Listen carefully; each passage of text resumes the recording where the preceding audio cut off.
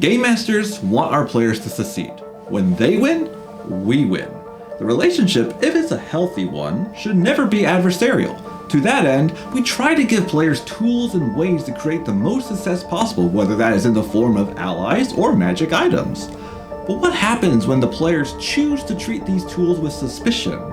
Well, that's just seeds for the Game Master to create plot points later in the campaign, and eventually, those players will reap what they sow.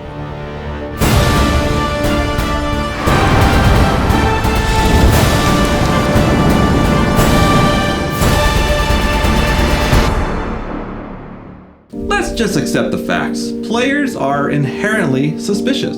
Close door, check it for traps. Listen for noises on the other side. Figure out if it opens toward them or away. Every single time. But player paranoia extends to each aspect of the game, and my usual trio are not immune to its effects. In fact, you might say they are patient zero for imagining the worst case scenario in a given situation. Speaking of my players, let me introduce them to you really quick. We have Ferocious Bunny as her halfling wizard Brooklyn, then the indomitable Willy portraying the dragonborn cleric Torcanimir, and finally the tiefling fighter Indra as played by Harmony. Around this point in the campaign, the players are level 5-ish. They've already revealed their chaotic tendencies when they, that is, Ferocious Bunny, started a fight with an innocent NPC who did nothing to deserve it. And if you are somehow missing that story, here's a link for you, right down here. After that situation, I figured their characters could use some mentors to help steer them on a more righteous path, and who they could then rely upon as advisors and possible allies when, not if, when, things got out of hand. So I created a team of adventurers renowned around the world, the Golden Shield. Legends told of their exploits. The Inquisitors Adventure Association, the AAA for short, made them the paragons of virtue for aspiring heroes, and everyone knew their names, especially Brooklyn, since her parents also belonged to the organization. The Golden Shield had 4 members, an elf paladin named Siegfryd, a cleric named Ren the Wise, a dragonborn gladiator called Norisha, and a powerful tiefling wizard that went by the name Coraldine, and only spoke Infernal. Now, did I mean for any of these NPCs to be mirrors of the player characters? No, I did not. At least not intentionally. Subconsciously, however. So the biggest challenge was introducing these two groups together. Luckily, there was a perfect opportunity when the players went to a nearby city to warn of incursions from the neighboring nation, a sprawling Yuan-Ti empire. While they were waiting for instructions to come back from the capital, which were suspiciously delayed, the Yuan-Ti Empire launched an attack against the city, and the players joined forces with the renowned heroes to help save and defend the city. While the Golden Shield dealt with the enemy army, the party went investigating under the city in secret tunnels to find out how the Yuan-Ti got inside the city. At the end of their search, they came face to face with a figure wearing an unusual mask who introduced himself as the Harbinger. And yes, this was indeed their first encounter with the BBEG, who then quickly departed and left his lieutenant to deal with the players. That way, he can be the villain later on, and he's just been teased to get inside their subconscious. And yes, now, I know this is a lot of setup, but this framework is integral to the story, and honestly, many of the stories yet to come. After the battle, the Golden Shield invited the players to their mansion in the city. Amidst the feast prepared for them, Siegfryd had a request. Firstly, thank you for your timely aid last night.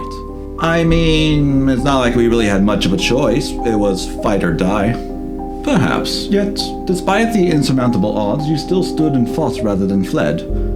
Have you perhaps given thought to joining the Inquisitors Adventure Association? Oh yes, definitely. I definitely want to join that. Well, if it's worth our while, maybe. Well, I would speak on your behalf to the association and convince them if necessary, but from what I saw last night, you seem to be more than capable of joining. You're being awful nice to us. That usually means someone wants something. Straight to the point. Well, very well.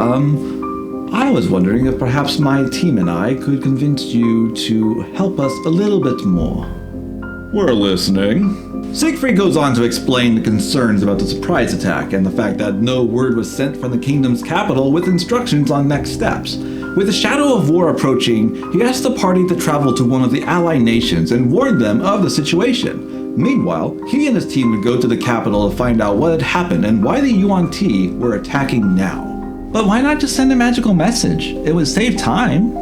Perhaps, but you must know the recipient to get a message to them directly, and the magical relay system that we have to send messages to those who we are unfamiliar with seem to have been a little bit unreliable in this case, and therefore I would not trust to have that information sent through this system. And this was true. The lack of reply through the magical relay meant that something had stopped this message getting through. And, as they say in Star Wars, a communication disruption can mean only one thing: invasion.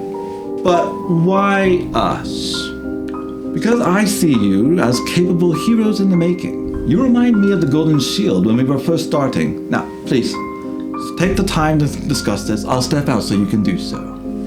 So the task is offered, and it opens the doors to the players to expand their adventure to encompass a new region of the world. They could stay in the same kingdom if they wanted to, of course, but this would be an opportunity to travel and explore, something that they had already told me they were keen to do. So, what do you guys think? I say we do this. This kingdom kind of sucks. Are we really just gonna trust these guys? Scoozy? Well, yes, they're perfect heroes. A little too perfect. I don't know, it's fishy. That is a good point. Why are they so interested in us? Okay, I think I see the problem here. I made these guys too much like goody-goody two-shoes. And now the players think that that is a sign that they're overly good. Okay, yeah, that's on me. I messed up. For all we know, they're the ones who are behind this attack to begin with. What? That doesn't make sense. Think about it. These guys are famous heroes. No one in their right mind will suspect them of anything, which means they can get away with just about anything. Well, we did meet that masked Harbinger guy down in the tunnels. That's right, yeah. So what's to say that this masked guy we met is not Siegfryd, and Siegfryd is the Harbinger?